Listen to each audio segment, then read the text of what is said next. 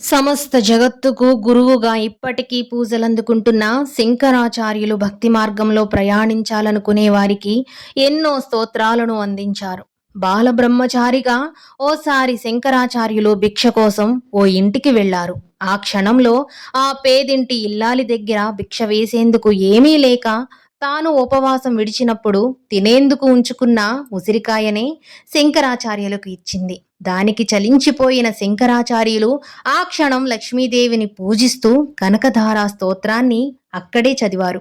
అప్పుడు లక్ష్మీదేవి కరుణించి బంగారు ఉసిరికాయల్ని ధారగా కురిపించింది.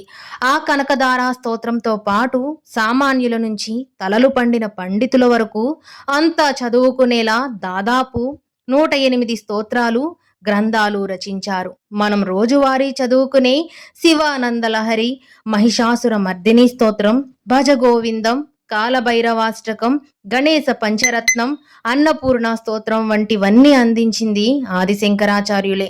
మహాభాగవతంలో అంతర్భాగమైన భగవద్గీత ప్రాధాన్యాన్ని గుర్తించి గీతాభాష్యం రచించింది కూడా శంకర భగవత్పాదులే.